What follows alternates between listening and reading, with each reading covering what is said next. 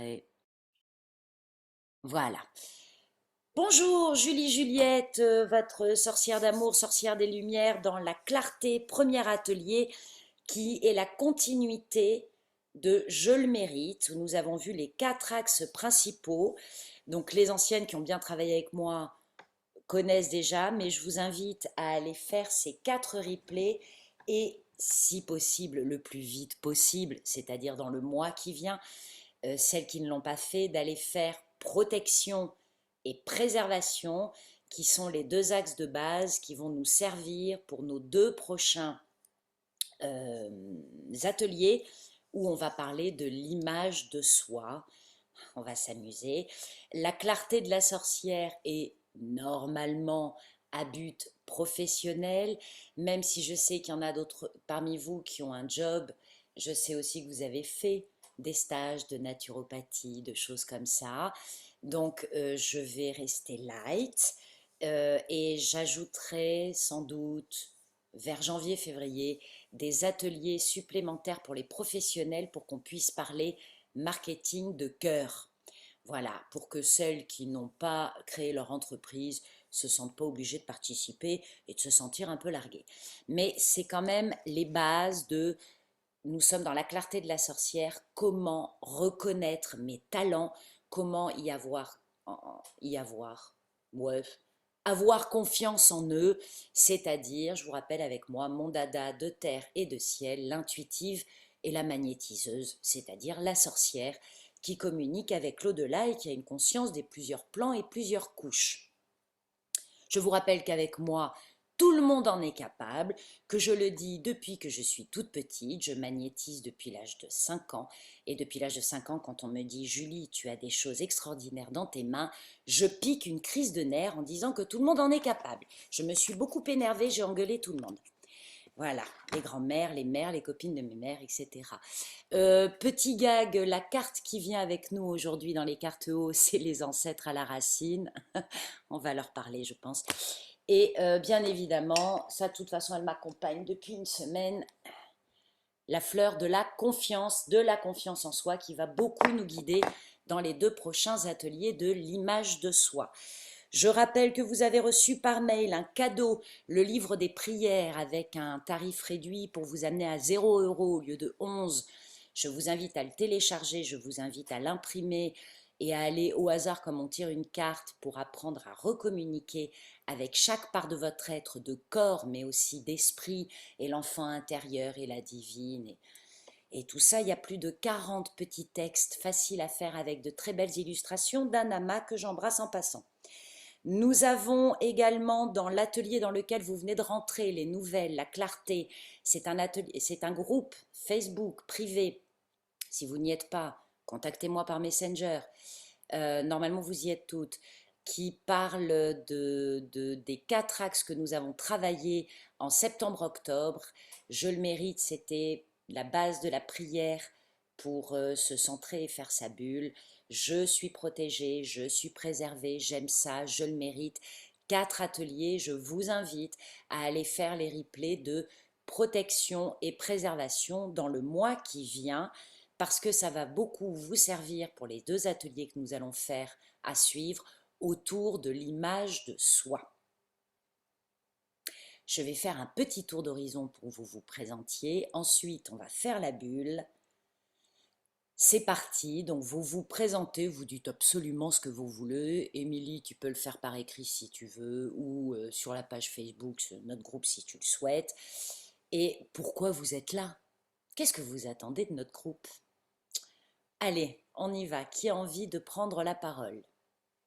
Micro ou écrit, comme vous voulez. Allez, je me lance. Merci Cécile. Donc, bonjour, je suis Cécile. Je continue. Après, je le mérite. Voilà, parce que je mérite d'être là, de toute façon. Et voilà, je suis actuellement responsable recrutement dans une grosse enseigne dont je tairai le nom. Et à côté, j'œuvre à la création de mon activité en tant que coach intuitive et sorcière de lumière. Voilà. Et je crois que j'ai tout dit en fait. Mais c'est parfait, merci beaucoup. Merci, Émilie, Cécile. On y va. Qui d'autre a envie de prendre la parole?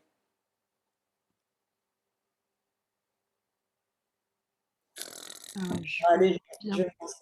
Non, Ah, Lucille. Vas-y, Myriam, vas-y. Lucille, Myriam, Force. allez-y. Vas-y, Lucille. Donc Lucille, je suis apprentie slash autodidacte slash en besoin de soutien sorcière des plantes. Donc Herboristerie? pour le moment, balade pour faire découvrir les plantes sauvages, avec envie peut-être de continuer en fabriquant des produits à partir des plantes en fonction de ce qui me sera offert, de celles qui voudront bien que je travaille avec elles.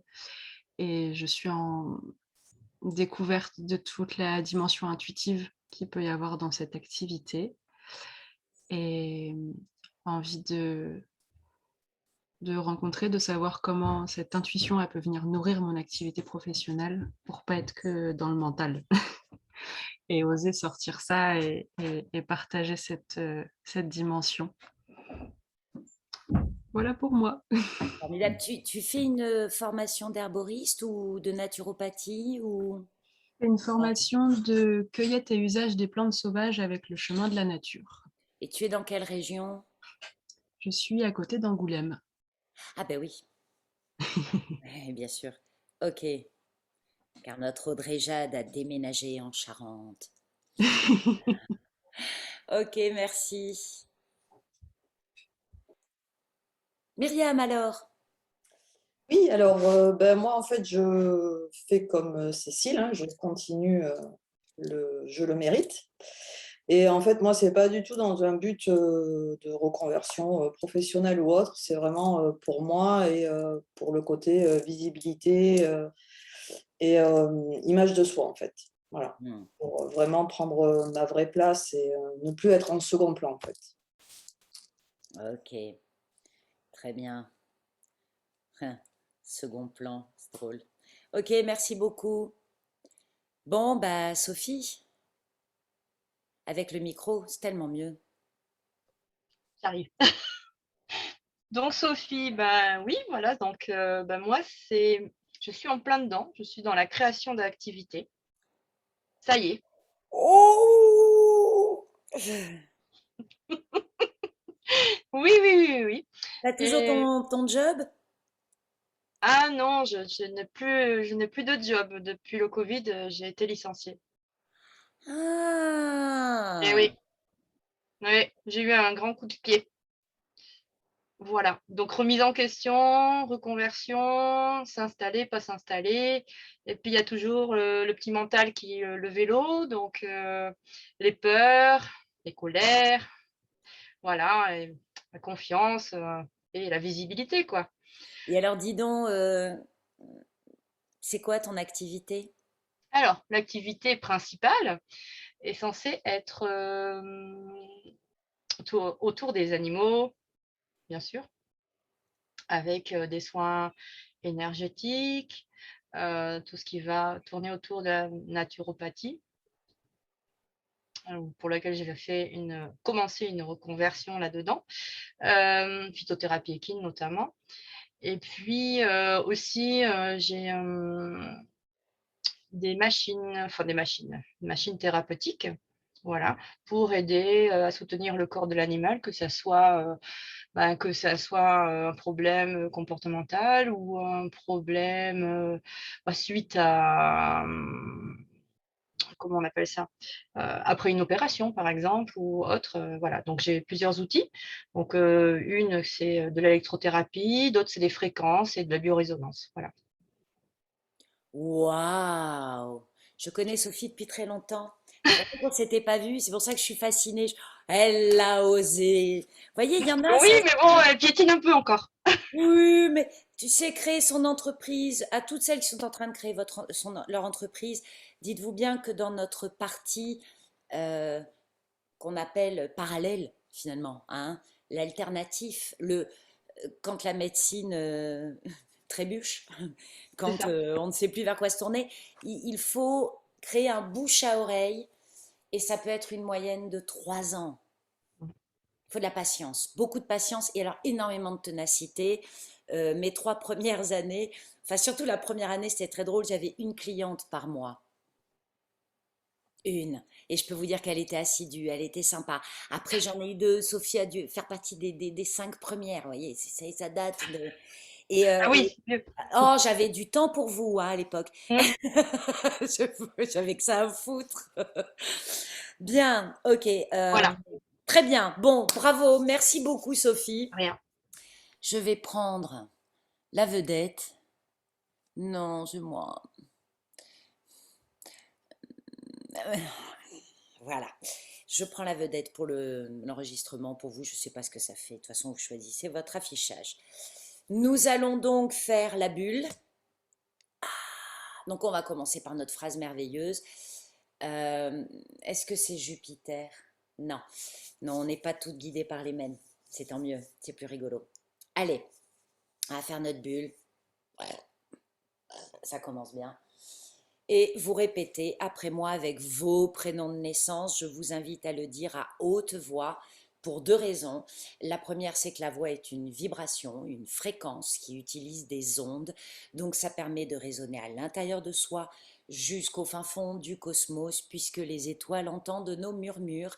Et la deuxième raison que me disait un chaman l'autre jour autour du feu, il me disait, dans notre voix, avec notre souffle, circule notre ADN et ça permet une plus grande précision pour nos guides. Donc on le dit à voix haute, même si on le murmure, même si on est actuellement au boulot, on peut le chuchoter. C'est pas grave, mais on l'extrait de soi. Je vous rappelle que notre voix, c'est le support créatif, c'est l'expression de notre créativité. Donc plus vous le dites, plus vous l'écrivez, plus vous l'affirmez.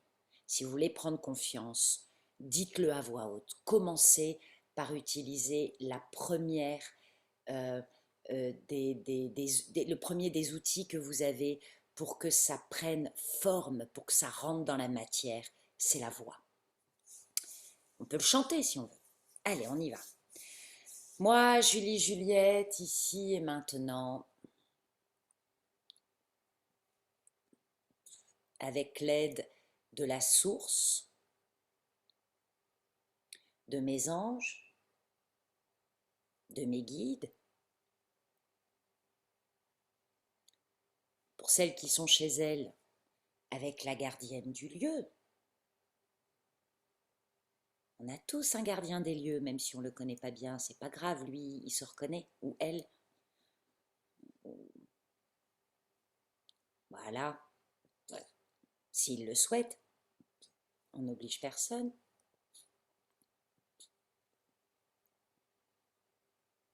Avec l'aide de mon âme, de mon essence, de Dieu lui-même, l'univers, le grand Manitou ou Akatanka, appelez-le comme vous voulez, ça n'a aucune importance, c'est la même chose.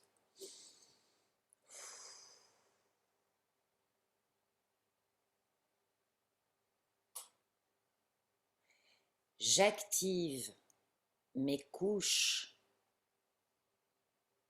d'amour et de vérité.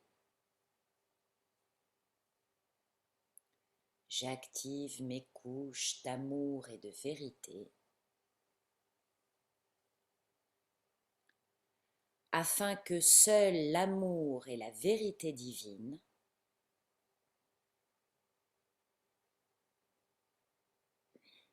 soient entre toutes les parts de moi,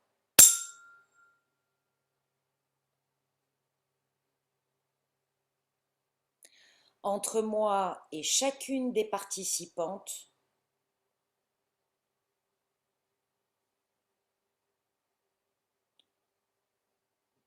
en direct ou en replay, de la clarté de la sorcière.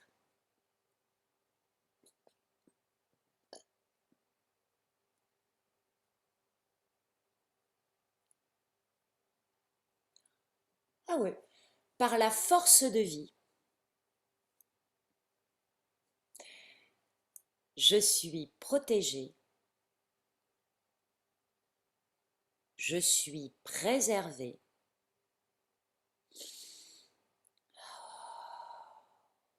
j'aime ça et je le mérite.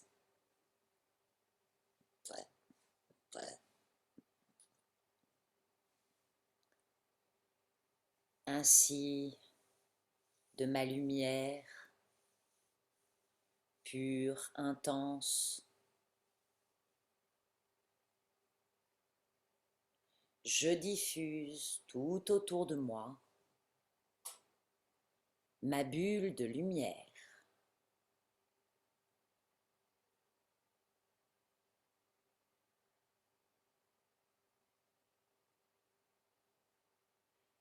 Dans laquelle je rentre intégralement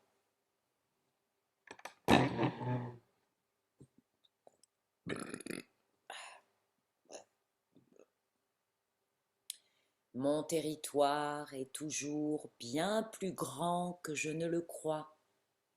Mon territoire est toujours bien plus grand que je ne le crois.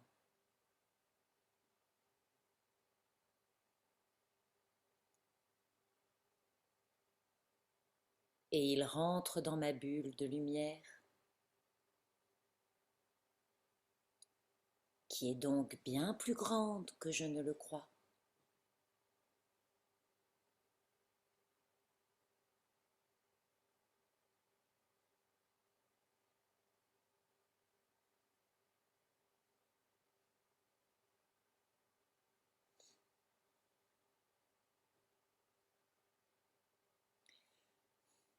Je suis baignée dans mon aura de lumière.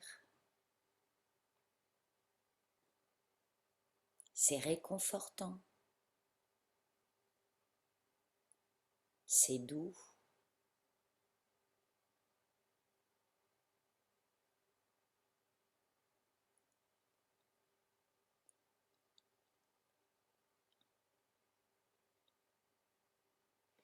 Et je rejoins la bulle de l'atelier, le premier de la clarté de la sorcière.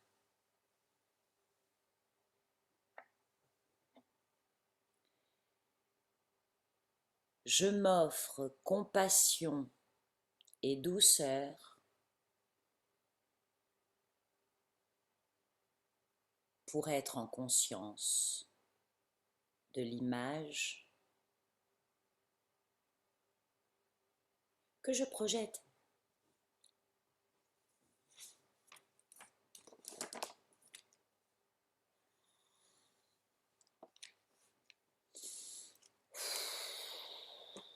Tout le monde va bien? Pardon, je suis pas allée trop vite. Ça tape, ça cogne, ça pince. Ça a l'air d'aller, hein. Ça a les boules un peu quand même là, la gorge. Alors, premier exercice de la sorcière que vous connaissez bien maintenant, les anciennes. Nous avons tout autour du cou, un ou plusieurs colliers dit femme, tais-toi. Et donc, pour celles qui ont la gorge qui serre, vous suivez le long de votre cou, vous attrapez votre collier énergétique, vous le tenez, vous le tirez un peu et vous dites: oh, pardon à tous ceux que je choque et perturbe. En osant exprimer ma vérité. Je suis désolée. Ma voix est un cadeau de Dieu pour exprimer mon libre arbitre. Et c'est moi qui suis incarnée maintenant.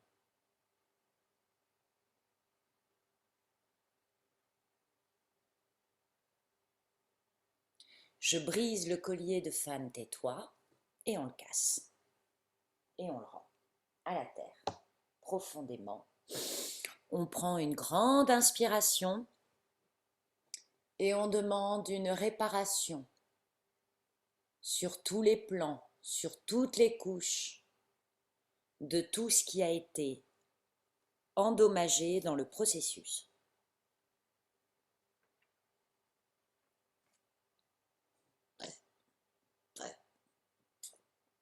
C'est mieux? Vous pouvez le refaire souvent. Alors, nous sommes au mois de novembre et cet atelier, c'est pas pour rien s'il commence au mois de novembre. D'abord parce que nous sommes à la nouvelle lune, lune noire, introspection, face cachée de mon être. Novembre, le signe du Scorpion, qui est donc les scorpions parmi nous le savent bien, nous avons une grande capacité à être gourou. Le scorpion pas guéri peut être assez chiant à suivre, mais le scorpion guéri qui arrive dans sa maturité, son quinca, est beaucoup plus apaisé, beaucoup plus doux. C'est pour ça qu'en général, d'ailleurs, le gourou scorpion a déjà un certain âge. Hein. C'est rare qu'il soit gourou à 25 ans parce qu'il est insupportable. Je parle en connaissance de cause. Mais c'est voilà, c'est donc quand on rentre, et en ce moment on a un alignement comme d'habitude depuis 2 ans assez particulier, on est sur un alignement astral assez fort, assez puissant qui parle vraiment d'introspection, mais il y a rajoute avec l'alignement de Neptune et puis il y a Mercure aussi, de l'empathie et de la compassion. C'est-à-dire que je vais commencer par vous engueuler et vous dire que quand vous travaillez sur vous, vous êtes dur, vous êtes sévère, vous êtes agressive, vous vous mettez la barre trop haut.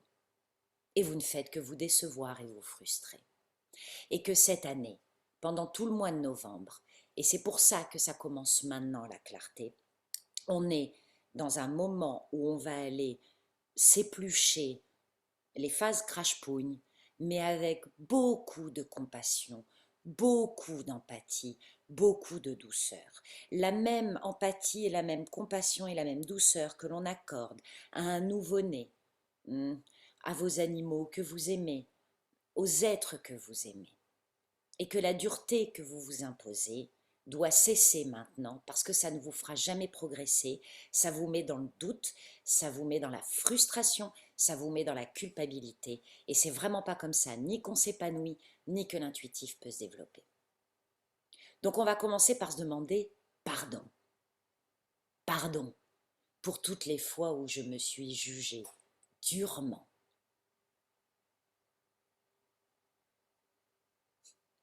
On me montre l'image d'un gourdin où je me suis jugée coupable pour les autres, de ne pas faire assez bien.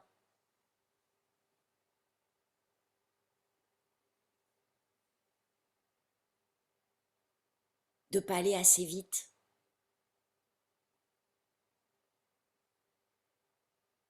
De ne pas me sentir comprise.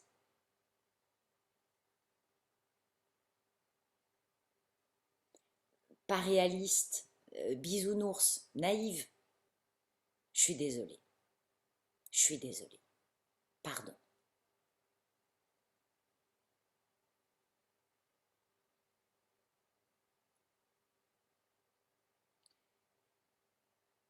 Et vous le déclarez, vous l'affirmez, je suis venue redéfinir mes étapes d'évolution, d'élévation.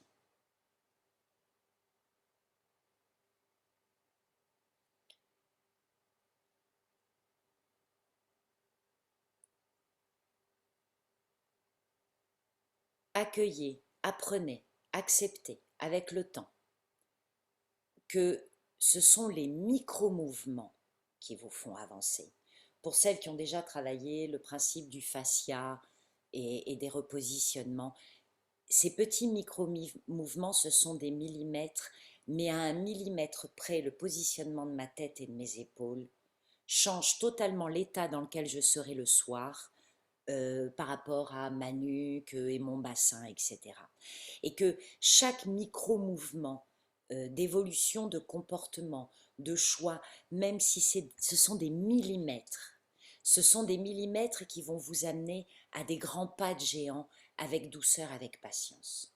Et accepter que chacun de ces millimètres est une évolution phénoménale.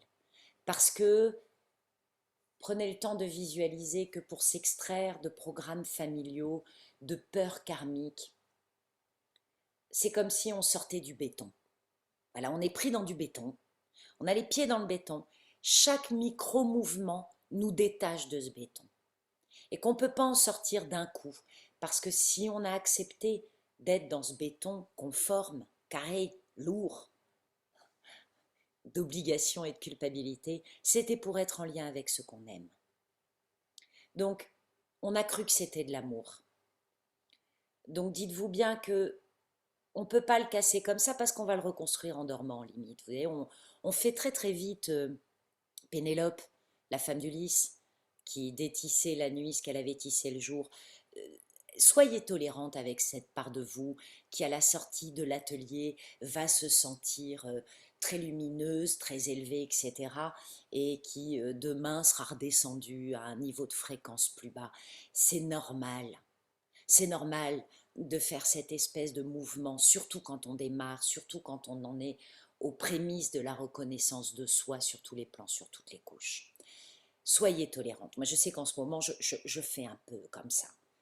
Et puis parce que dès que j'arrive là-haut, oh, et les autres, et moi, et mon mec, et puis je vois mon mec tout perturbé, oh, il faut que je redescende. Et en fait, non, non, d'ailleurs, je me le disais encore ce matin en regardant dans la glace, je suis ma pauvre chérie, tu crois encore que tu vas finir seule, pas aimée, que tu vas perturber tout le monde, que ton mec va être malade parce que tu as osé augmenter ton taux vibratoire, parce que tu as décidé d'aller encore plus loin. Donc j'y vais par étapes, j'y vais doucement, beaucoup de compassion, beaucoup d'empathie et je me félicite. Donc il est très important le soir, le matin, de se regarder dans la glace, c'est peut-être l'étape finale un peu dure, mais de commencer par fermer les yeux, de se faire un câlin et de se dire mais bravo pour le micro-mouvement, bravo pour le petit millimètre d'avancée qu'on vient de se proposer. C'est un énorme millimètre. Parce que nous, on le voit comme ça, mais dans la résonance universelle, c'est énorme en fait. Vous avez commencé la contagion positive, vous avez commencé à contaminer positivement ceux qui sont autour de vous. Et dans quelques semaines, dans quelques mois, pour les plus patientes, dans quelques années, vous verrez l'évolution de ceux qui vous entourent. Moi, j'en ai des preuves tout le temps. Ok ? Donc,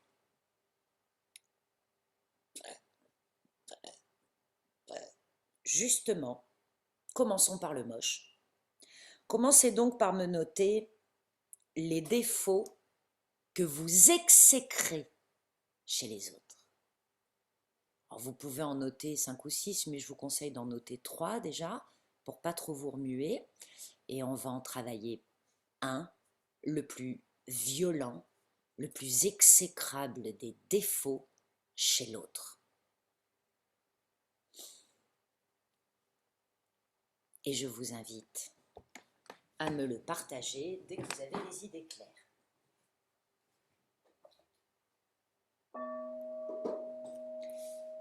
Si rien ne vient parce que tout le monde il est merveilleux et gentil, allumez votre micro, on va discuter, on a des choses à se dire.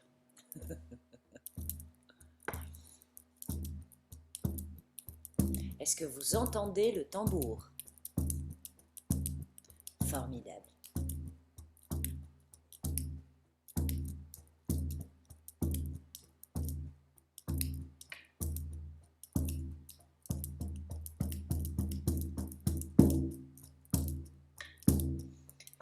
Qu'est-ce que je déteste comme défaut? Le défaut rédhibitoire qui fait que jamais tu pourras faire partie de mon cercle intime.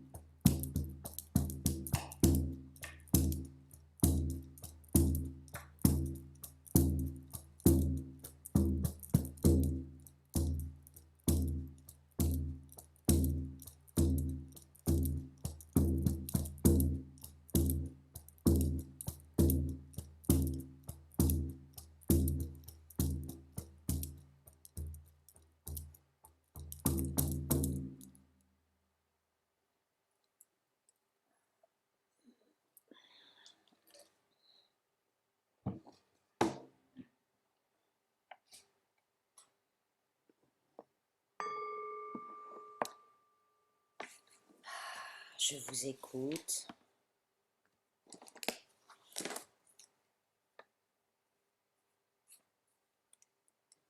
Ou je vous lis.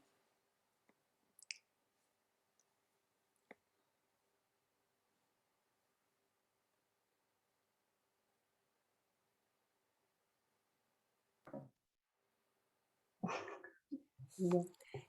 Cécile. Allez, je me lance. Le mensonge. Le mensonge, bien sûr.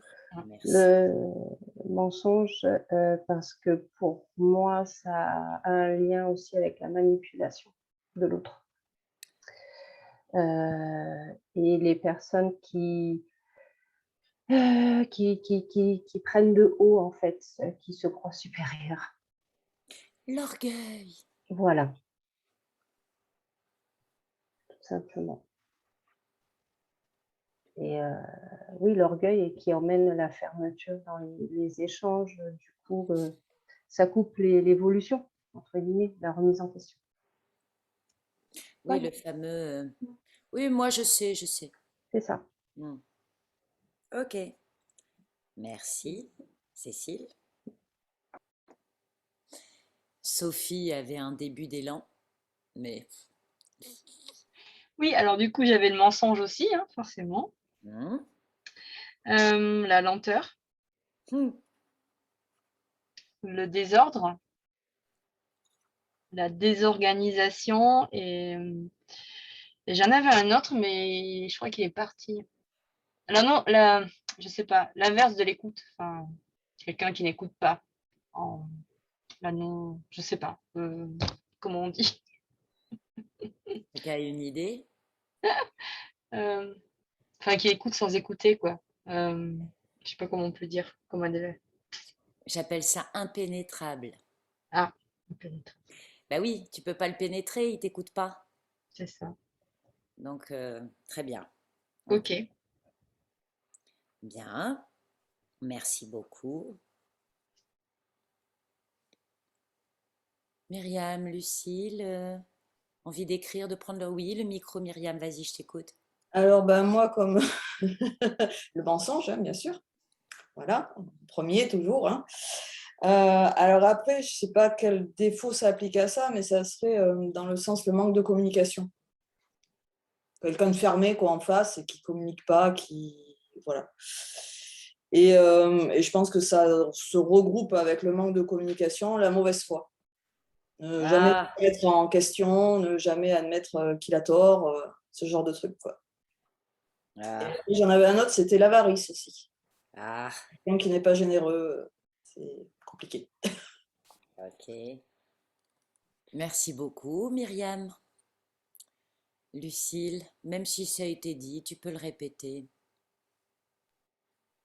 Alors j'ai l'insensibilité et pas forcément un défaut, mais moi ça me dépasse l'hyperactivité. Je Hmm. ne comprends pas les personnes qui font 1000 choses dans une journée ou à la fois. C'est très rigolo, c'est l'antithèse de Sophie avec la lenteur et le désordre. On va vous faire collaborer toutes les deux, on va s'amuser. Ok, c'est bien. L'hyperactivité. Autre chose, l'insensibilité, ça rejoint l'impénétrable, hein, toujours. On va aller le regarder. Ah, merci. Autre chose, Lucille? On a fait le tour. Émilie nous partage rédhibitoire, une grande dureté accompagnée de fermeture d'esprit. Oui, ça bloque, mais il en faut beaucoup pour que je ferme vraiment la porte. Ah, est-ce que l'on confondrait tolérance et peur d'être seul? C'est une question, on n'y répond pas. Bien, allez, c'est une question pour ouvrir. Je le note par contre.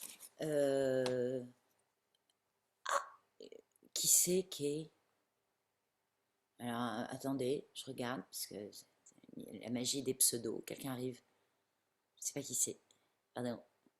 Suspense. Donc, nous avons dureté. Dureté.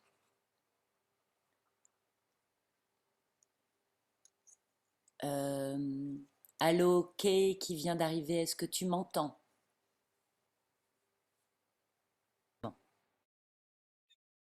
Bien, donc, mystère élucidé. Alors, bon, il y en a qui ont déjà fait cet exercice avec moi, c'est très rigolo, je vous préviens, pardon pour le moment désagréable. Euh, ce que nous venons de citer, le mensonge, la manipulation malveillante, hein, évidemment, l'orgueil, la vanité, la lenteur, le désordre, la non-écoute, la fermeture d'esprit, l'insensibilité, la dureté, l'avarice, la mauvaise foi, l'incapacité de communiquer et l'insensibilité, qui est donc notre liste et qui donc par résonance nous concerne toutes. Si vous ne l'aimez pas chez l'autre, ça veut dire que vous vous l'êtes imposé. Ça veut dire que vous vous êtes menti. Ça veut dire que vous vous êtes imposé une forme de manipulation en vous faisant croire que mais non, tu peux pas faire ça, c'est pas réaliste. Tu pourrais avoir un vrai travail, s'il te plaît. Euh, parce que vous n'avez pas écouté des parts de vous, parce que vous avez été parfois insensible à une expression de votre être, à une part de vous, à votre enfant intérieur, où vous lui avez dit non mais ta gueule, on est adulte maintenant, tu vas pas aller sauter à pieds joints dans une flaque.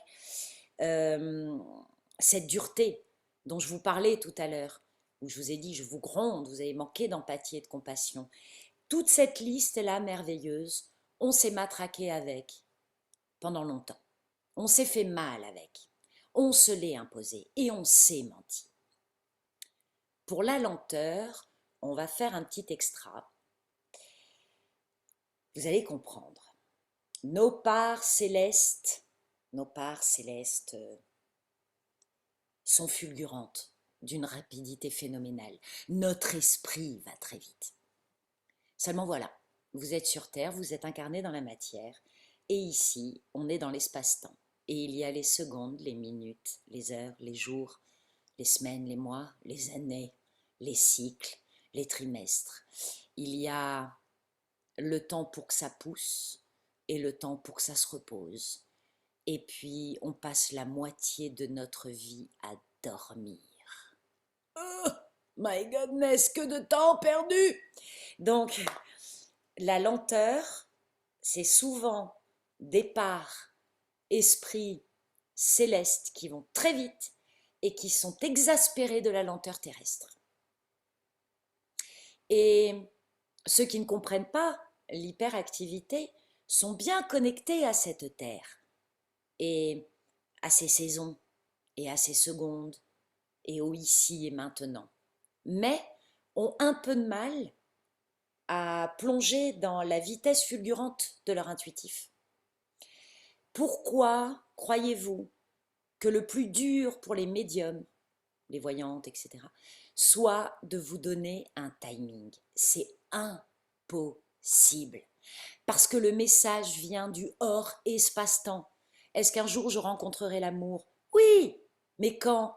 Ça va dépendre de tes choix, ça va dépendre de ton libre arbitre, ça va dépendre du temps qu'il va te falloir pour avancer et être prête à recevoir l'autre.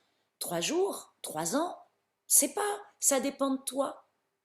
Donc tous les voyants, tous les médiums qui ont eu le culot, et c'est bien, faut oser, de vous filer des timings, dites-vous bien que du fait qu'on vous ait donné un timing, vous l'avez déjà transformé et perverti. Moi, à chaque fois que je me suis amusée à dire à quelqu'un, oh là, il va te falloir 3 à 6 mois, le fait que je lui dise 3 à 6 mois, si c'était une impatiente, 3 semaines aura suffi, et si c'était une lente qui avait besoin de temps de maturation, elle mettra 2 ans. C'est pas pour me faire chier, c'est parce qu'en fait, je viens de lui foutre la pression avec mon histoire de temps. Le temps fout la pression. Donc les gens qui ont beaucoup de mal avec la lenteur sont des gens qui s'imposent beaucoup trop de pression. Et ça, c'est pas bon, c'est dur. Il n'y a pas de compassion, il n'y a pas d'empathie dans la pression. Il y a de l'urgence. Mais dans l'urgence, l'intuitif, il se fait la malle. Trop de pression, plus d'intuitif. Nous nous retrouvons parfois dans des situations extraordinaires, thérapeute de l'alternatif, où tout d'un coup on vous appelle et on vous dit tu peux t'occuper de mon frère qui est sur la table d'opération en train de mourir, ils viennent de découvrir qu'il était hémophile, vite, vite, au secours, il va mourir. Faut que j'agisse tout de suite. Faut que j'agisse tout de suite. D'abord, je vais lui demander s'il a envie d'être sauvé. Règle numéro 1, je n'interviens pas sans que l'autre soit conscient. Donc, je parle avec son âme. Cette pression, nous avons un job quand on soigne l'autre, quand on le coach, c'est de s'en débarrasser immédiatement. Et ici et maintenant, qui est la phrase que je vous fais dire tout le temps, le présent n'a pas d'urgence. Le présent, ça se savoure. Le présent, ça se vit et ça se vibre. D'accord? Donc, pour celles qui détestent la lenteur, je vous invite à régulièrement demander à votre esprit fulgurant de bien vouloir venir s'harmoniser au rythme de l'incarnation d'ici-bas, de ici et maintenant, de l'espace et du temps. Parce que nous avons besoin ici de maturation. Je vous invite à planter un arbre fruitier, parce que j'aime ça, mais si vous voulez planter autre chose, et de le regarder pousser. Et de vous dire, ben voilà, l'arbre qui va pousser, il a le bon timing d'ici et maintenant. Ça n'empêche que mon esprit peut être fulgurant, mais dans la réalisation, prendre corps, installer, poser, c'est de la patience. Si vous mettez la pression, vous êtes devenu dur, vous manquez de compassion, vous allez trop vite et vous allez vous frustrer et vous allez être déçu. Et c'est une maladie. Et elle me parle beaucoup parce que j'ai été comme ça. J'exécrais les gens mous. Mais dans la cour de l'école, j'avais envie de les taper les mous. D'accord? C'était viscéral. Parce que j'étais un peu du genre hyperactive, pardon Lucille. Et j'ai appris à régler ça. Si vous détestez l'hyperactivité, ça veut dire que vous êtes dans le yang. Vous savez, quand on dit qu'un mec ne sait faire qu'un truc, il peut pas en faire deux. Vous savez, il est en train de planter un clou, et puis vous lui dites, qu'est-ce que tu veux déjeuner? Ah, me parle pas, je plante un clou. Quand même. Donc, beaucoup de femmes ont l'habitude de faire plusieurs choses en même temps, et je pense notamment aux mères de famille qui, tout en étant au téléphone avec la copine, en faisant la bouffe, en prévoyant ce qui va se passer ce soir et en s'occupant des enfants, ça c'est de l'hyperactivité, c'est de la charge mentale, mais c'est aussi une façon merveilleuse de ne absolument pas être ancré à ce qu'on est en train de faire. Donc là, l'homme a raison. Vous plantez un clou, vous ne faites que ça. En fait, ça c'est la raison, c'est la sagesse, pardon. C'est la sagesse du ici et maintenant. Ici et maintenant, je suis en train de faire ça. Moi, à chaque fois que je rentre dans ma voiture, comme je suis une distraite à l'esprit fulgurant, je rappelle à haute voix, systématiquement, à toutes les parts de moi, que quoi qu'on soit en train de faire, de penser, de prier, de rigoler, de s'amuser, notre priorité est tout entière dédiée à la conduite. Sinon, je deviens un danger public.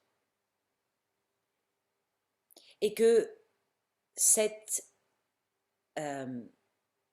façon que nous avons de nous concentrer pleinement à une chose, c'est une bonne base, mais en ouvrant la conscience qu'il se passe beaucoup de choses en même temps. Quand je suis en train de planter un clou, je suis quand même en train de faire un trou dans ma maison. J'ai demandé pardon au mur, à ma maison, à son enveloppe énergétique de ce que je suis en train de lui faire subir. Quand on creuse un trou dans la terre pour planter un arbre ou faire une piscine, on traumatise la terre. Est-ce qu'on a conscience de ça? Dans l'hyperactivité, il y a beaucoup d'interactions et d'interférences, des associations d'idées. Mais dans ces associations d'idées, vous avez vos ancêtres, vos programmes familiaux, vos karmas, ceux avec qui vous aimez et vous êtes en fusion, qui sont en interaction. Donc c'est perturbant. C'est à vous de vous recentrer. Et il y a un juste milieu entre le lent, mou, et l'hyperactif. Et là, Bouddha nous a ouvert la voie, il y a très longtemps, qui s'appelle la voie de la modération et du juste milieu, à laquelle, que vous détestiez l'excès d'activité ou l'excès de lenteur, vous avez besoin de revenir à une modération de vos rythmes et de cohérence, que ça s'emboîte comme un bon Tetris bien fait, de la terre et du ciel. Voilà. Ça veut dire que nous en avons deux parmi nous qui sont un peu coupés du ciel ou un peu coupés de la terre. Et on va avoir besoin de se réancrer. Ok? C'est clair? Des questions? Bien. Vous pouvez toujours écrire, commenter, même me faire des blagues par chat. Ensuite, on va donc faire un énorme Ho'oponopono pour toutes les fois où nous nous sommes imposés. Alors la manipulation que l'on s'impose le plus souvent, et j'ai fait le lapsus tout à l'heure, c'est la raison. Hein. Celles qui me connaissent bien, vous faites une distinction très claire entre raison et sagesse. La sagesse, elle vient de votre âme. La sagesse peut être totalement incompréhensible. La raison, elle est compréhensible, elle est carrée, mais elle est rarement sage. Et l'exemple type que je vous donne souvent, c'est quand un parent fatigué dit à ses gosses « Soyez sages maintenant, calmez-vous ». C'est très con de dire ça à des gosses qui font du bruit, c'est parce qu'ils ont besoin de faire du bruit. Faut les laisser crier, sauter, se défouler. Dans 10 minutes, ça passera. Et la sagesse, elle est là. Et la raison qui lui fait dire « tais-toi », c'est la difficulté de s'écouter et d'admettre que nous sommes fatigués et dans l'incapacité actuellement de supporter l'énergie de nos enfants qui déborde. Donc entre raison et sagesse, vous allez mettre une frontière et la manipulation que vous vous êtes imposée, c'est souvent d'être raisonnable. Bah, allons, on ne peut pas tout avoir. Wow, tu veux le beurre et l'argent du beurre? Mais enfin, tu veux être une sorcière qui s'épanouit, qui vit sa vie, qui gagne plein de pognon et en plus tu veux être en couple et en plus tu veux faire des enfants. Mais tu te prends pour qui? T'es orgueilleuse toi, non? Donc ça, c'est la raison qui nous saborde, qui est très loin de la sagesse. Je vous invite à toujours aller évidemment vers votre sagesse. Et la sagesse commence par l'écoute et l'ouverture d'esprit avant le besoin de contrôle et de compréhension. Parce que le contrôle et la compréhension vous ramèneront toujours à la raison. Et maintenant, je voudrais qu'on fasse un petit clin d'œil. Sophie n'aime pas le désordre. Merci Sophie. Et je voudrais que vous regardiez ce qui se passe autour et derrière Sophie. Rigolons 2 secondes. Il y a plein d'étagères, il y a plein de choses partout. Le désordre, ce que l'on n'aime pas, dans la notion de désordre, d'abord, c'est le désordre de l'autre. C'est pas notre désordre, il nous dérange pas, on sait très bien hein, comment c'est foutu. C'est le désordre de l'autre qui dérange, parce que eh ben, c'est la méchante, c'est celui qui tombe mal, c'est celui qui va pas dans notre sens, et il nous fout la ouaille. Et ça veut dire qu'on est encore un peu trop à l'écoute de ce que l'autre pense de nous. Pardon, merci. Merci Sophie pour la petite blague, c'était très drôle. La non-écoute, le fermé, l'insensible, le dur, c'est toutes les fois où pour se protéger, nous avons levé les boucliers. Donc je ne vais pas m'y attarder trop longtemps parce que vous retrouverez ça dans protection et préservation, d'accord? Mais la levée de boucliers de défense, de peur mentale, métallique, dure, rigide, vous rendra toujours froide, distante, et vous fera paraître insensible. Et vous l'avez souvent fait. Vous l'avez souvent fait par protection, par peur. La levée de bouclier. Donc, cette dureté, nous sommes bien dans la dureté et l'insensible. Dites-vous bien que la personne en face de vous qui vous fait croire ça est certainement une hypersensible qui a douillé grave toute sa vie et qui n'a fait que se protéger et qui a certainement des traumatismes énormes. Et qu'en fait, c'est une de vos clientes en puissance. Eh oui. Voilà.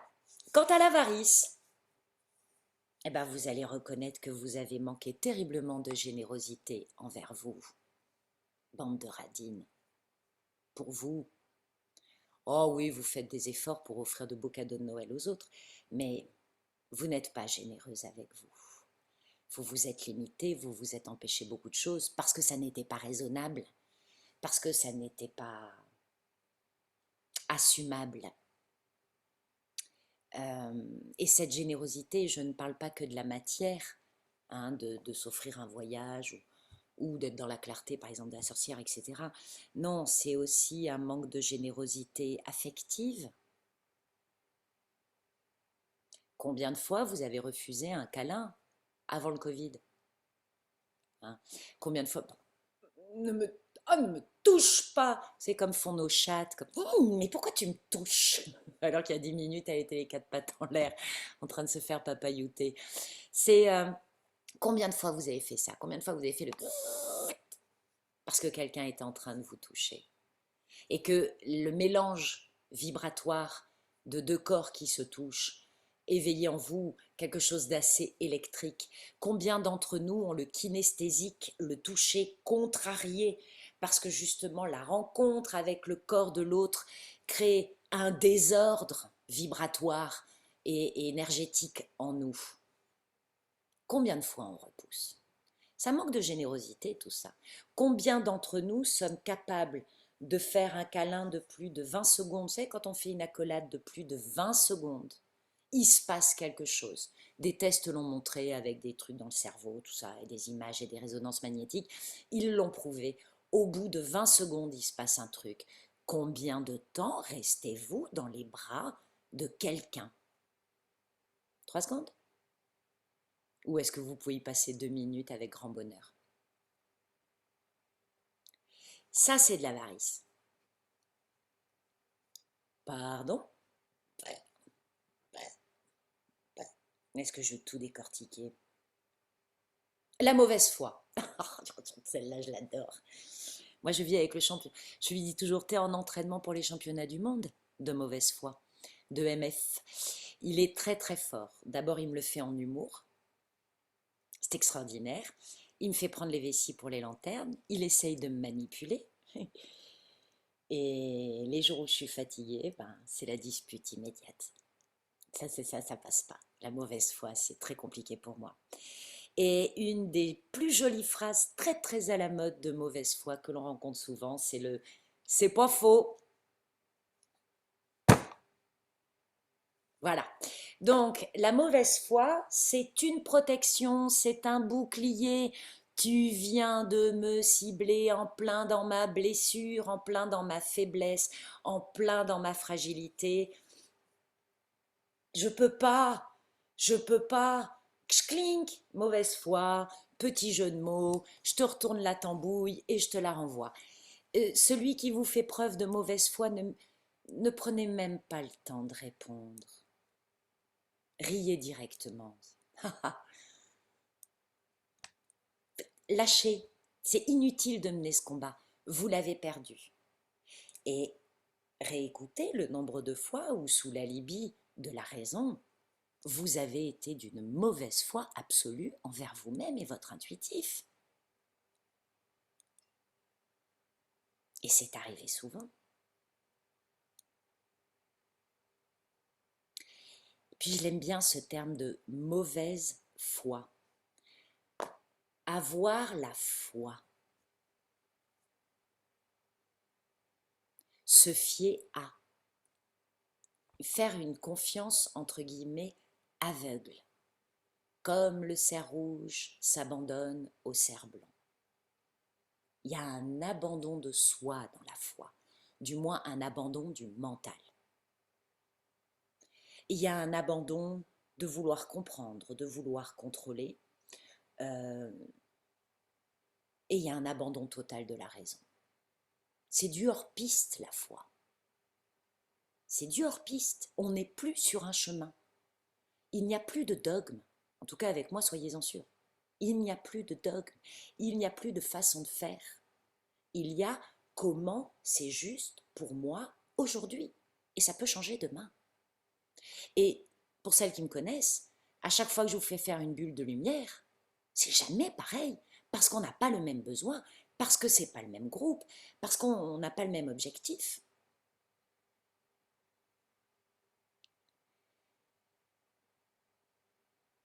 Donc la mauvaise foi, c'est lorsque j'ai foi dans le truc mauvais. Vous êtes des satanistes?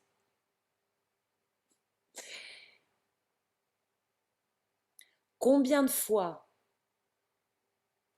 est-ce que j'ai décidé de faire confiance à un processus, un stage, une formation, à quelqu'un, parce que j'avais décrété qu'il s'y connaissait mieux que moi, alors qu'en fait, en le faisant, je savais que ça ne me convenait pas.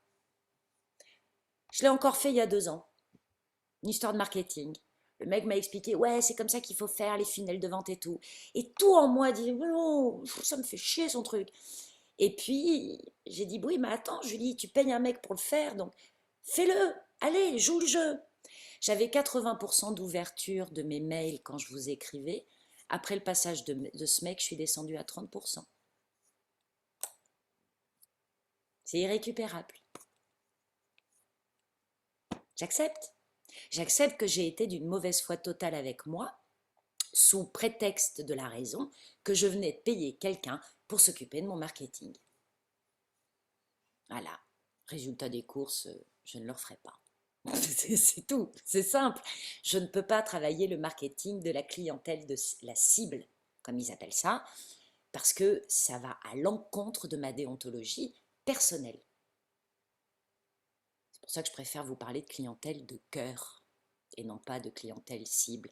Donc faites très très attention à toutes celles qui vont se lancer dans du marketing, et c'est normal quand on lance une entreprise, on crée son site, on fait des mailings, c'est normal pour se faire connaître, mais il y a une façon de faire où faites bien attention que dans notre métier, nous ne sommes pas des vendeuses de canapés, donc on ne va pas dans la quantité, on va dans la qualité. On préfère avoir 5 participantes qui sont présentes et investies que d'en avoir 300 qui s'en foutent. Ça n'a aucun intérêt, qui font semblant. Parce que ça vous appuiera toujours sur tous les boutons de la mauvaise résonance. Donc la mauvaise foi, elle est aussi dans la façon dont je vais utiliser les outils Internet, de communication, que ce soit par texto, par mail ou par les réseaux sociaux. Il y a toujours cette notion de sagesse. À quel moment est-ce que je suis de mauvaise foi? Avec moi-même, avec mes propres croyances.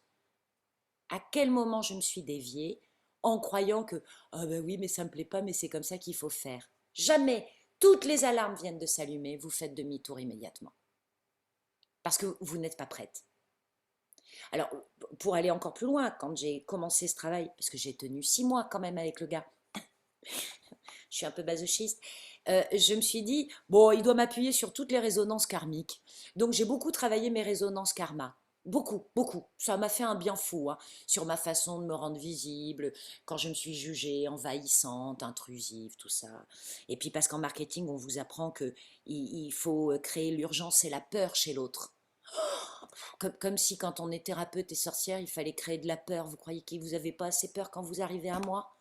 Déjà, vous avez peur de votre intuitif, vous avez peur de votre magnétisme, vous avez peur de votre puissance. Je dois vous en rajouter. Donc je le fais. Mais quand je le fais avec humour et je vous dis, attention, je vais vous appuyer sur le bouton peur. Je vous préviens. Voilà. Donc, dites-vous bien que si vous voulez travailler à communiquer sur votre sensibilité, votre intuitif, sur votre alternatif hors norme et atypique, votre premier devoir, protocole, c'est une sincérité absolue entre toutes les parts de vous. Et vous aurez une bien meilleure maîtrise de l'image de vous si déjà vous vous accordez cette sincérité.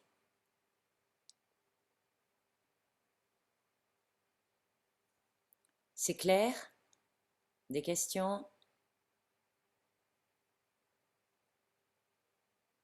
Ça tape, ça cogne? Ça va le cœur? Ouais. Par les côtes là? Ouais. Personne n'est en train de se faire déchiqueter les côtes. Vous êtes sûr que vous avez bien écouté?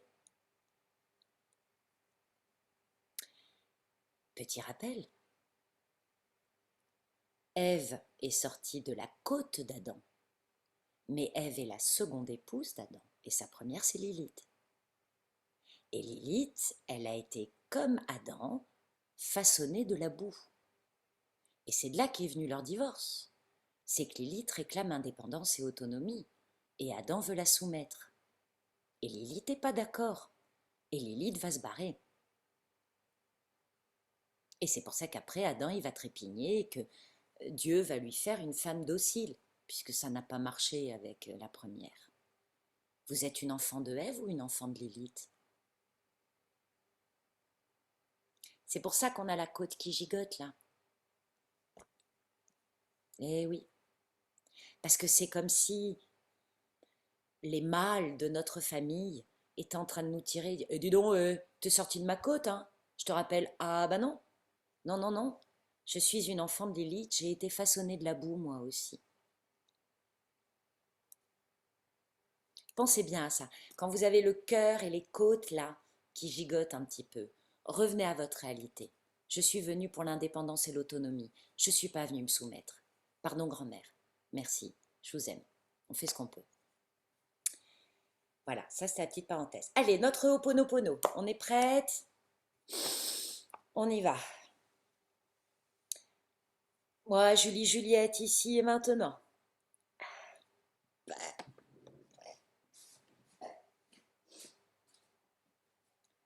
Je demande pardon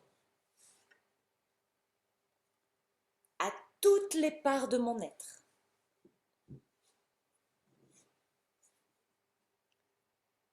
Pour m'être menti.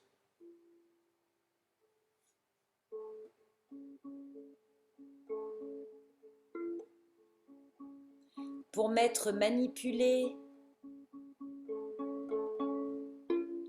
dans l'alibi de la raison.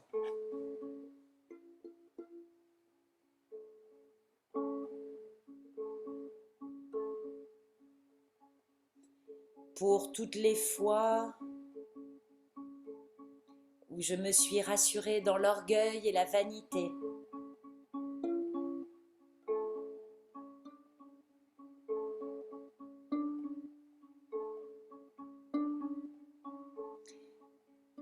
Pour toutes les fois où je me suis mise la pression.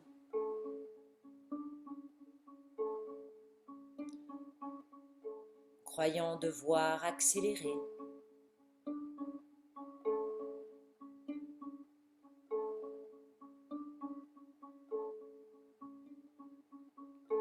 Pour toutes les fois où j'ai voulu ralentir.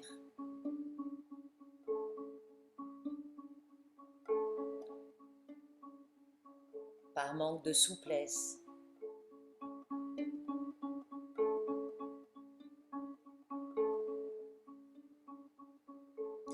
Pardon pour toutes les fois où je suis devenue dure.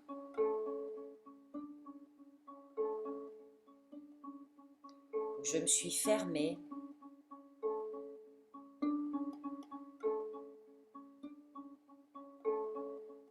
Pour protéger ma sensibilité.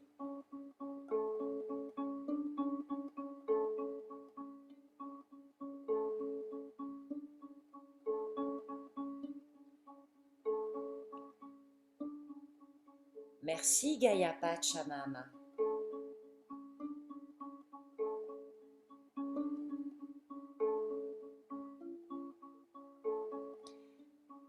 De me proposer autant d'abondance ici et maintenant.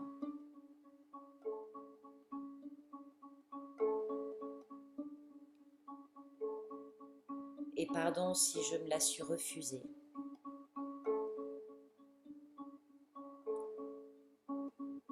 Pardon d'avoir manqué de générosité.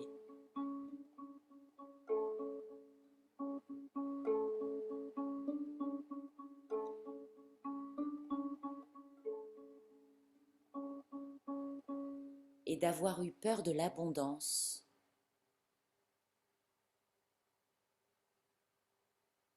Par peur d'être dépassée, débordée.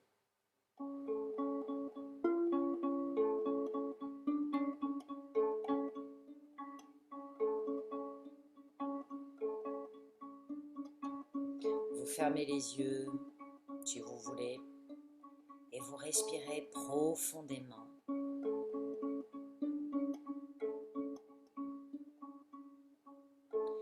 Et je demande à notre terre-mère chérie, Gaïa, Pachamama, et au Père Céleste,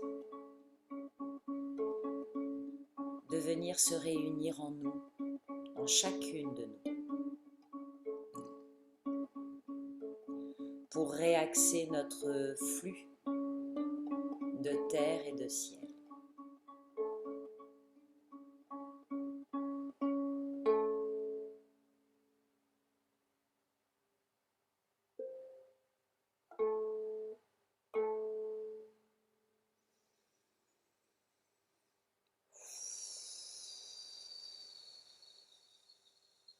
Et quand vous soufflez, vous laissez votre corps physique descendre, se détendre, s'harmoniser avec la gravité terrestre, la pesanteur.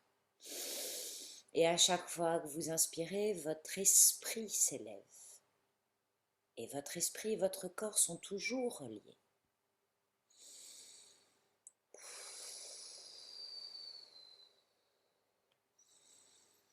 Voilà.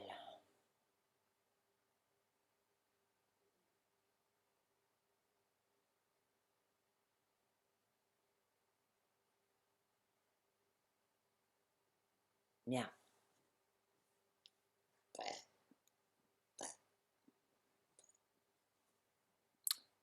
Ça va? Bien. On va finir par le côté sympa. Pourriez-vous me faire une liste de ce qui vous attire chez l'autre et vous fascine? Les grandes qualités fascinantes et extraordinaires qu'ont les autres.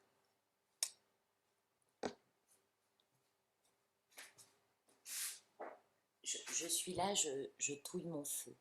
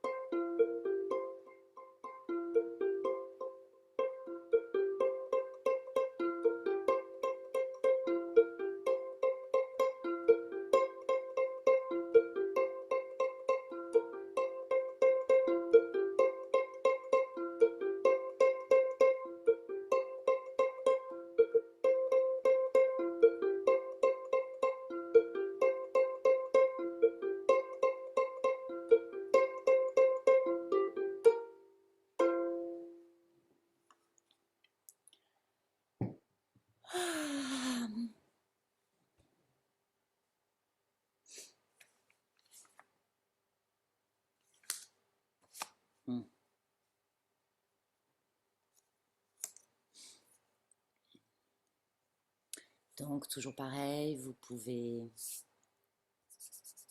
écrire, prendre le micro. Vous avez le choix. Partagez-moi pour renouveler.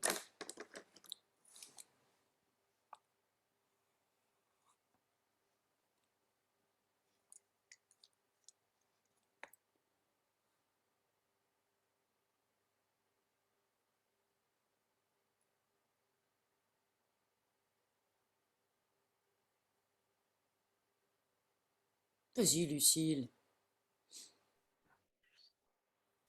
J'ai la franchise et la vigueur, ce qui est très drôle quand je suis agacée par l'hyperactivité.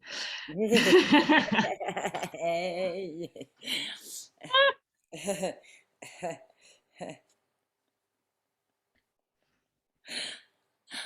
C'est normal.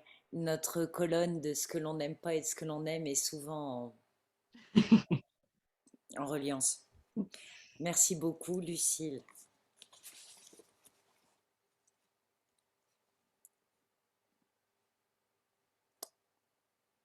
Allez, vas-y, Sophie.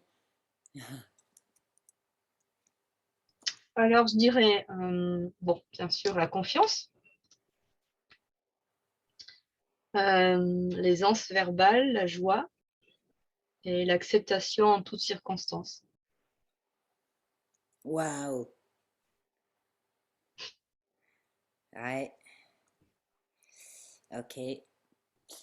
Euh, la confiance en soi ou faire Oui, confiance à l'autre? La confiance confiance en en soi, soi. tout à fait. Ok. Merci, Sophie. N'attendez pas que je dise votre prénom. Oui, allez, hop. Oui. La sincérité, l'honnêteté, voilà. L'écoute, la bienveillance et la, comment dire, la clarté dans la communication. Voilà. Ok. Et le partage, beaucoup de partage. Pour partager, déjà, on est généreux, hein.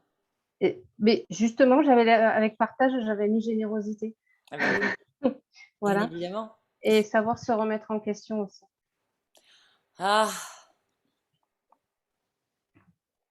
euh, même si notre profession demande de la confiance, Mm. mais c'est pas de la confiance en soi. C'est pas en moi que j'ai confiance, hein. C'est en eux. C'est en ce qui me traverse.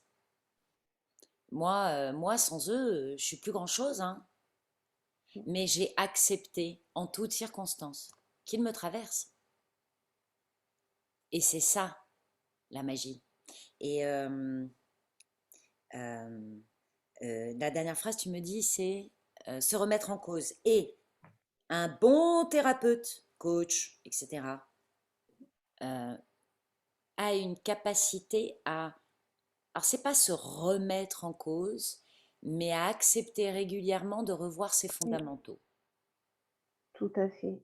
Parce Ça, que se remettre en cause, c'est se remettre dans la balance. Or non, c'est refaire ses preuves. C'est violent pour nous en fait.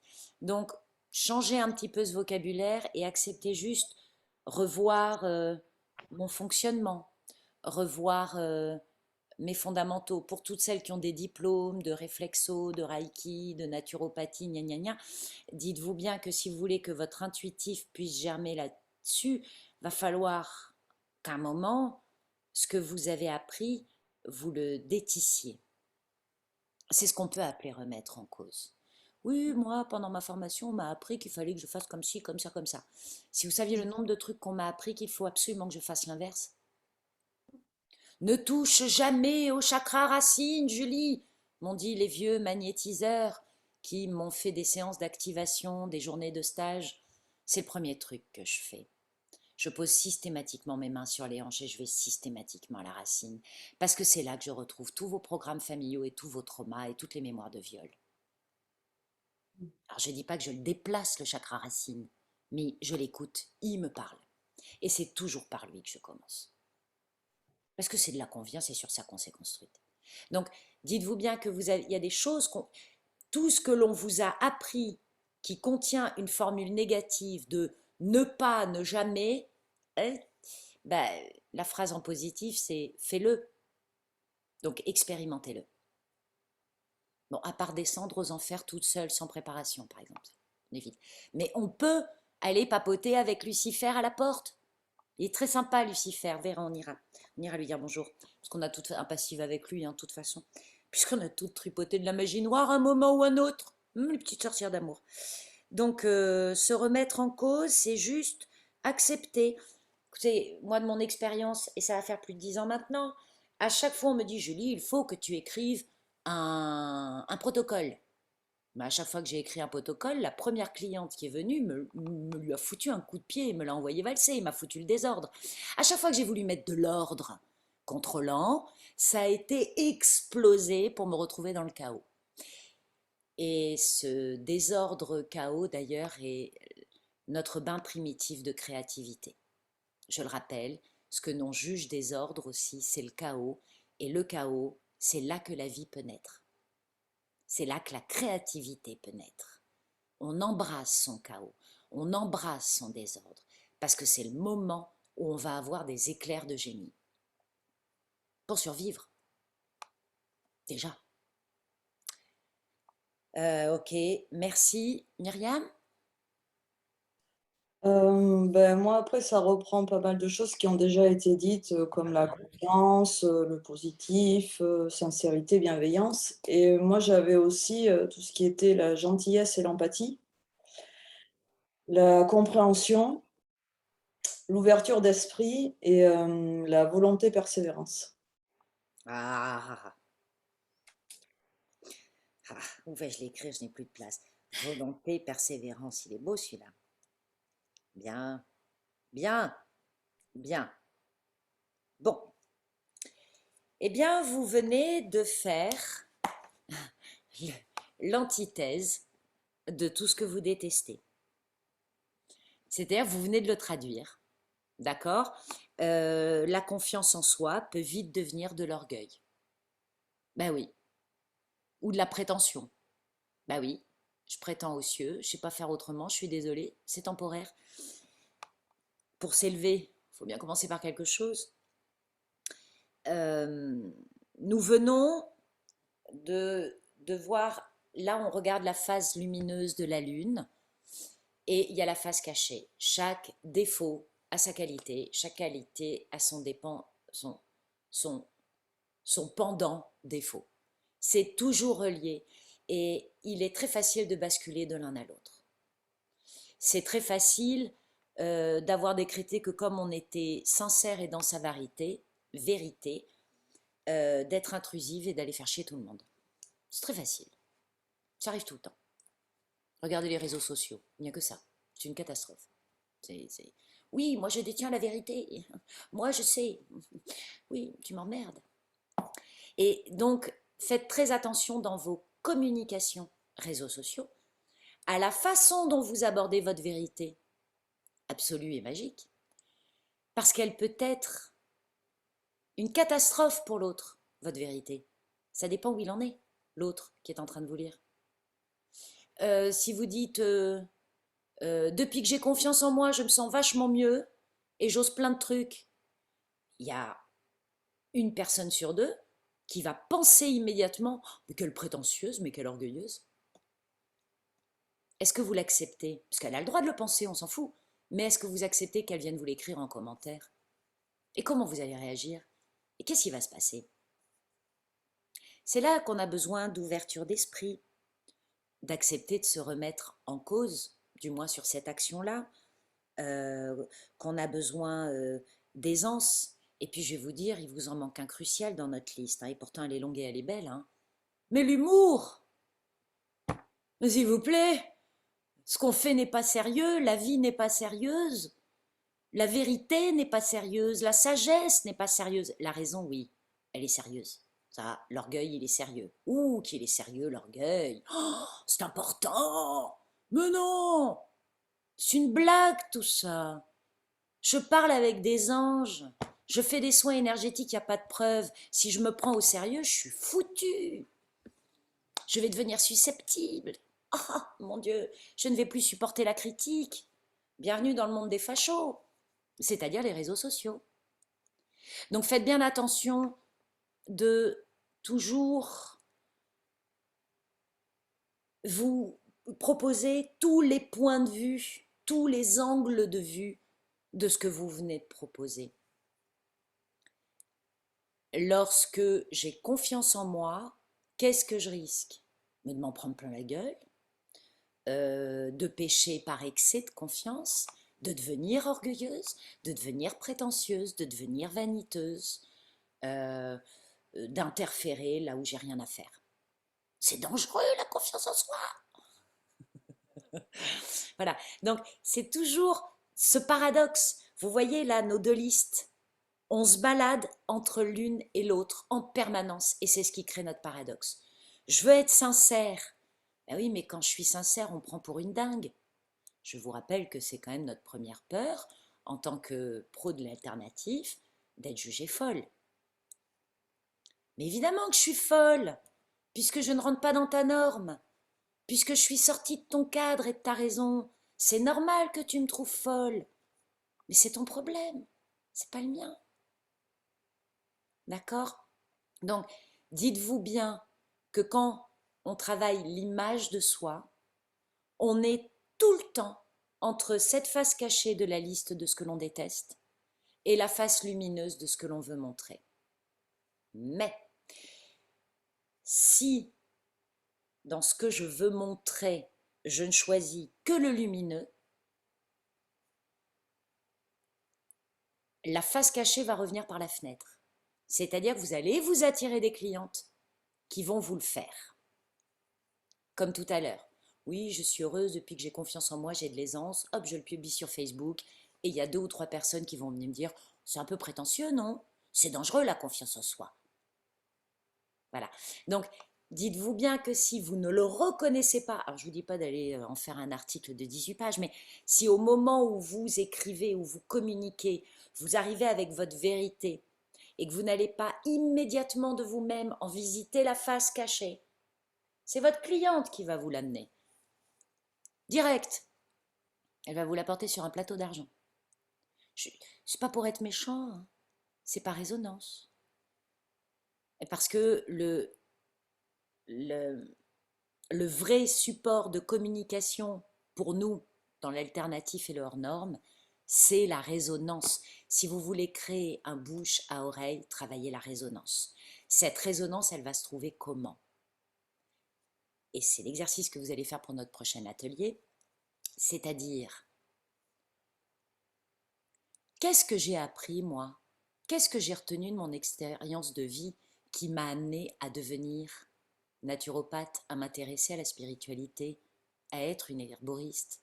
Qu'est-ce qui fait que, par quoi je suis traversée pour accepter d'être une coach intuitive aujourd'hui?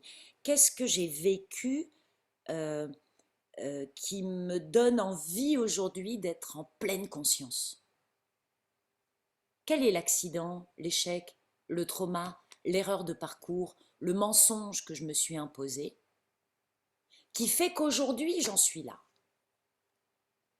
Et la petite phrase qui va naître, ou le roman qui va naître de ça, vous pouvez être sûr que c'est votre base de communication actuelle, qui changera, puisque vous allez apprendre d'autres choses. Alléluia. Mais là où vous en êtes aujourd'hui, c'est ça. Par exemple, si je me suis intéressée beaucoup à la médecine chinoise et à l'herboristerie très très jeune, dès l'âge de 12-13 ans, c'est parce que j'étais une allergique à tous les produits pharmaceutiques. Les antibiotiques, l'aspirine, la pénicilline risquaient de me faire mourir. J'ai donc été obligée de me tourner vers d'autres formes de médecine. Très très vite, l'univers m'a mis ça. Et c'est ce qui fait que j'ai eu ce parcours totalement atypique. Parce que dès le départ, j'ai été obligée de faire différemment. Parce que j'ai failli mourir. Et nombreuses sont les sorcières qui ont failli mourir dans leur jeunesse, qui ont connu l'accident, le truc, ou le trauma. Nous sommes très très nombreuses à être mortes et ressuscitées aussi, hein, à être passées de l'autre côté pour se reconnecter, pour revenir. Très très nombreuses à avoir vécu de grandes souffrances et de grands manques affectifs, juste pour se rappeler que l'amour, il se trouve ailleurs, et qu'il est trop conditionné, celui qu'on nous sert ici. Donc, tout ça, ça a créé votre parcours, atypique, lent ou fulgurant, peu importe. Mais elle est là la base de votre connaissance et elle est là la base de votre résonance avec vos clientes. Et ça sera toujours votre base de communication avec votre clientèle. J'ai remarqué un truc dans toutes les sorcières que j'accompagne et qui sont spécialistes dans le soin des animaux, de la communication animale, elles ont une tendance extraordinaire à s'attirer des animaux avec des maladies improbables. Tout le temps. Sophie est morte de rire, mais tu n'es pas la seule. Je vous dis bien, toutes. Pourquoi ? Pourquoi, dès le départ, je m'achète un cheval, un chat, un chien? Il est malade.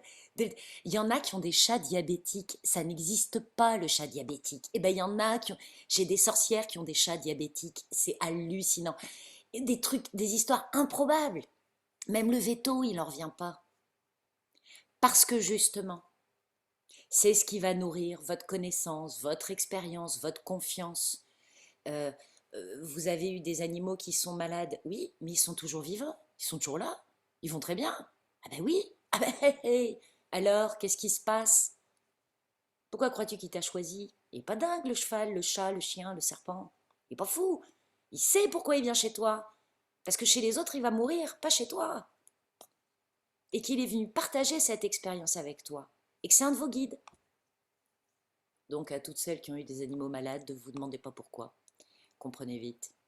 Enfin, pendant longtemps, je me suis attirée des animaux, des chiens absolument adorables, mais qui étaient d'une agressivité avec l'extérieur, pas forcément avec les humains, mais avec les autres chiens. Je me dis, mais pourquoi? Mais parce qu'il fallait que je gère cette puissance agressive en moi.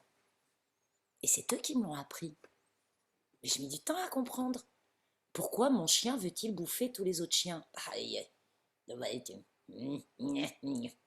Et Julie, t'en penses quoi de la puissance? Ben voilà. Donc, dites-vous bien que ça va être le travail que vous allez faire pour vous-même, de retracer dans votre parcours vos traumas, vos blessures, vos échecs, qui vous ont appris et qui vous ont amené sur ce terrain atypique. Et je peux vous garantir que ça sera en résonance avec 98% de vos clientes. Tout le temps. Et c'est comme ça que vous allez les attirer. Puisque c'est dans le bouche à oreille, elles ont besoin de savoir que vous connaissez ça pour pouvoir les soigner. Quand une cliente prend contact avec moi, le premier truc qu'elle me demande en général, c'est « Mais est-ce que vous faites ça? Est-ce que vous faites les régressions karmiques? Est-ce que vous faites le... » Alors on me sort toujours des noms hyper alambiqués que je ne comprends pas toujours. Et je leur demande « Mais qu'est-ce que vous cherchez en fait ?» Et voilà, et elle cherche un truc que j'ai vécu. Sauf que moi, je m'en suis pas encore rendu compte, ou je vais m'en rendre compte en parlant avec elle. C'est pour ça que je pratique beaucoup l'appel découverte. Parce que ça permet de mettre les choses à plat tout de suite et de savoir si je suis bonne pour elle ou pas, et ou si j'ai envie de l'avoir comme cliente. Parce que parfois, je les envoie se faire des grossiers ailleurs, parce que hein, la contrôlante névrosée, j'ai donné.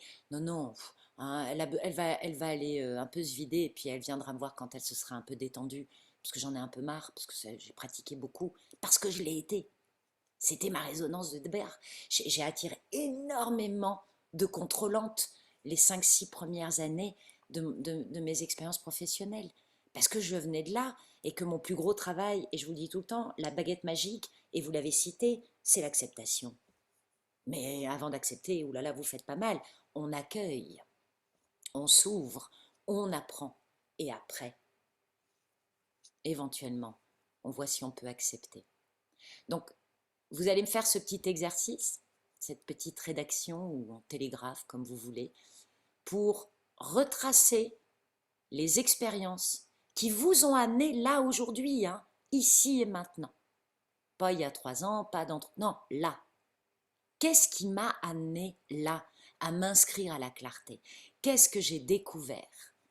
Que je ne sais pas encore comment vraiment quoi en faire, mais c'est là. Des questions?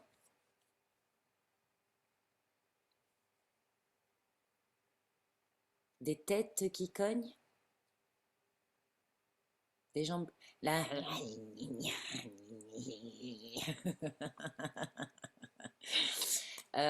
si ça cogne là, le casque, hein, on enlève le casque.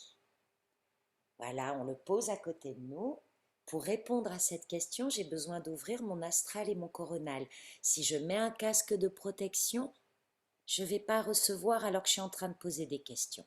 Enlevez-le physiquement. Posez-le. Merci. Vous le remettrez certainement, vous inquiétez pas. Toujours Pénélope, hein, j'enlève, je remets. C'est pas grave. Si vous avez peur de vous faire taper sur la tête, c'est que on tape sur la tête de qui? Qui se fait taper sur la tête? Les enfants? Ben oui, ils sont plus petits. Ça veut donc dire que si vous vous faites taper sur la tête, si vous êtes migraineux, si vous avez des boum boum et que vous avez mis un casque, c'est parce qu'il y a des parts de vous qui sont en pleine croissance, qui n'ont pas encore grandi, et donc elles trouvent normal, entre guillemets, de se faire taper sur la tête comme un sale gosse qui fait n'importe quoi, d'irraisonnable, d'incohérent, de bizarre. Ouh. Donc enlevez le casque, mettez-vous en confiance que ce que l'univers va vous envoyer à cet instant est juste. Bon, c'est pas mal. Émilie, alors je vous fais un petit point ancrage. Émilie, ça s'élève, ça décolle. Sophie, c'est cool, ça atterrit. Félicitations. Lucille, ça atterrit aussi, bravo. Cécile aussi, ça atterrit. Et Myriam, ça décolle. C'est normal, hein. Terre, ciel, on peut être en décollage ou en atterrissage. Aujourd'hui, chacune a travaillé son mouvement, je viens de vous le dire. Je fais atterrir des parts subtiles ou j'élève des parts de moi qui se déculpabilisent, en gros, hein. C'est normal, on a le droit aux deux mouvements. Vous êtes dans ce mouvement-là. Voilà, il y en a 2 qui décollent, 3 qui atterrissent. Ça veut donc dire que vous allez, dans votre parcours, vous avez appris à faire atterrir des trucs improbables et bizarres. Vous avez appris dans votre parcours à déculpabiliser, à vous élever, et c'est le mouvement de la fleur qui s'élève et qui s'épanouit. Ça va la tête? Bien. Autre chose? Des questions? Bon, voilà. Si mes souvenirs sont bons, nous nous retrouvons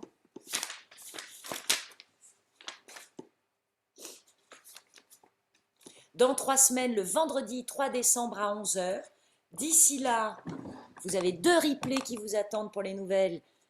Protection, préservation. Vous n'êtes pas obligé de tout vous manger en 3 semaines. Déjà, protection, vous prenez le temps de le digérer, hein. Et me faire ce petit exercice de qu'est-ce qui fait que j'en suis arrivée là. Vous avez l'autorisation de me l'écrire par mail si vous le souhaitez. Plus le mail sera long, plus je mettrai de temps à le lire et donc à répondre. Laissez-moi digérer.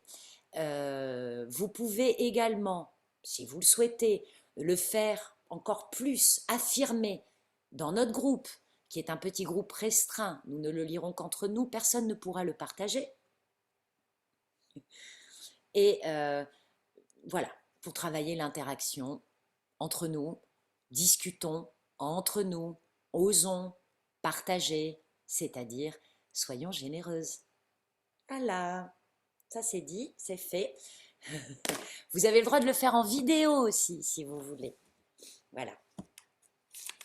Bon, on a tout fait. Ah, petit mantra du moment, très très important, que je vous invite à écrire et à dire le plus souvent, et on se quitte là-dessus. Je m'offre ma plus belle empathie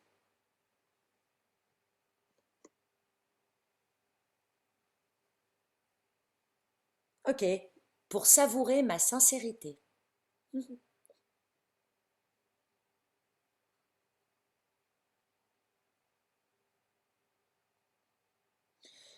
Et pour les plus résistantes, au-delà de toutes mes peurs, j'ai le droit d'avoir de la compassion pour moi, pour toutes les parts de mon être, hein. Au-delà de toutes mes peurs, j'ai le droit à la compassion pour toutes les parts de mon être. Je pense beaucoup à votre enfant intérieur en cours de croissance qui s'est beaucoup fait censurer et taper sur la tête et qui en a un petit peu marre. Voilà, comme ça on pourra continuer à... On ira sur ce que je veux montrer, ce que je veux cacher. Voilà, voilà, voilà, voilà. En décembre.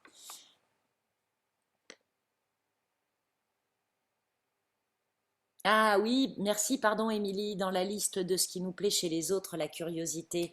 Je vais me le mettre avec un petit astérix. Est-ce qu'il est coquin celui-là? Je marque à suivre, curiosité. Voilà, merci beaucoup pour ton échange Émilie, alors que tu étais quand même en hyperactivité. Curiosité. Ok, voilà. Bon, je vous souhaite un beau mois de novembre, plein d'empathie et de compassion. Neptune vous accompagne. Et Neptune, Poséidon, c'est beaucoup de puissance, mais maternisant. C'est la mer, c'est maternisant, c'est doux, c'est câlin, câlin. Hein? On arrête de se matraquer. Bravo, à bientôt. Au revoir.